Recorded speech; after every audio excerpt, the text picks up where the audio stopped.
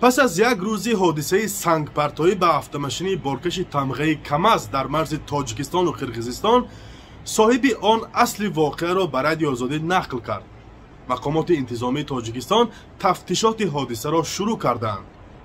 نصرالله‌بک اسلاموف ساکن 34 ساله شهر اسفره و راننده نقلیات کماز با رقم دولتی تاجیکی که به کشاندن بار در این منطقه مشغول است، هنگام گذشتن از جماعت واروخ به دهه خواجه اعلی در راه دچار حمله قرغیزتباران شده است. این حادثه پس از نصف روزی 20 ینور رخ داده است. مقامات قرغیزستان در این باره اظهار بیخبری میکنند. نصرالله‌بک راننده این نقلیات میگوید دیروز از شهر کانیبادان به یک قسم نظامی واقع در جماعت واروخ مشغول کشاندن محصولات ساختمانی بود و این حالت هنگام بازگشت روی داده است.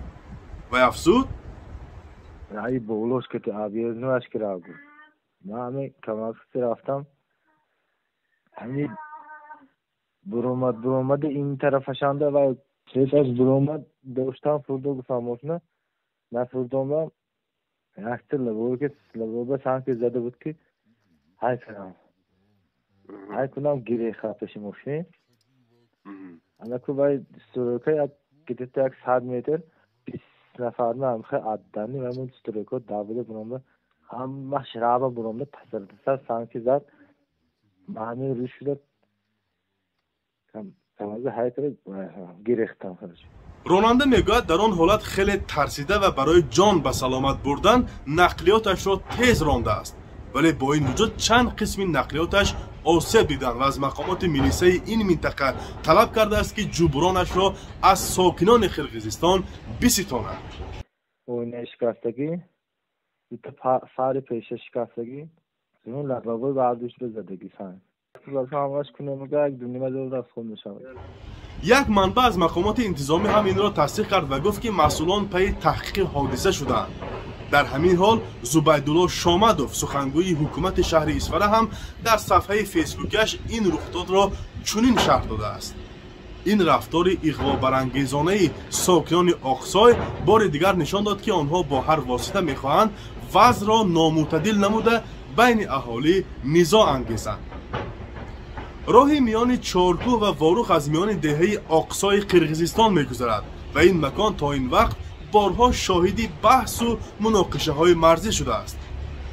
تا زمان نشر مطلب ما در این باره مقامات های انتظامی از جمله کمیته دولتی امنیت ملی تاجیکستان و قرقیزستان به طور رسمی اطلاع ندادند، ولی یک منبع از حکومت شهر اسفره در صحبت با رادیو آزادی گفت که صبح امروز رجبای احمدزاده رئیس ولایت سوخ به این منطقه سفر کرده و قرار است با همتایان قرقیزش هم گفت و شنید کند. این مناقشه اخیر در حال رخ داد که بین مقامات دو کشور درباره سندهای از قبل امضا شده بحث شروع شده است. صادر جباروف رئیس جمهوری قرقیزستان روز 17 ینور در مصاحبه با نشریه ویچارنی بیشکک گفته است که امضای پروتکل درباره به اجاره گرفتن راه 275 متره در ناحیه‌های مرزی اسفره و بادکن خلاف منافع این کشور است. اگر این پروتکل را قبول کنند پس ناحیه لیلک پورا به انکلاف تبدیل می‌یابد. راهی که میان تاجیکستان و قرقیزستان بحث نو را ایجاد کرده است از میان جماعت چارکوی شهر اسفره میگذرد. زبیدالله شامدوف سخنگوی شهردار اسفره به اظهارات صادر جباروف رئیس جمهوری قرقیزستان درباره به اجاره دادن یک راه واکنش کرده گفته است عملکرد جباروف پاپولیسم بیش نیست. بنابراین سند که سال 2009 میان دبیران شورای امنیت تاجیکستان و قرقیزستان امضا شد، جانب تاجیکستان قطعه راه را با درازی 275 متر در سمت اوش بادکند اسفنه به مدت 49 سال به قرقیزستان اجاره داده است.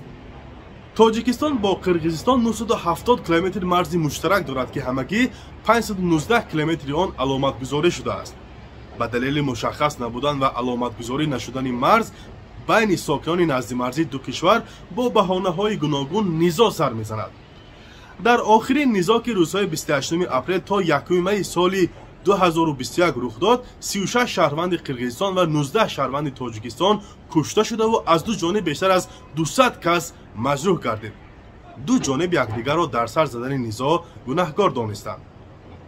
فرزان محمدی، رادیو آزادی، شهر خوجند.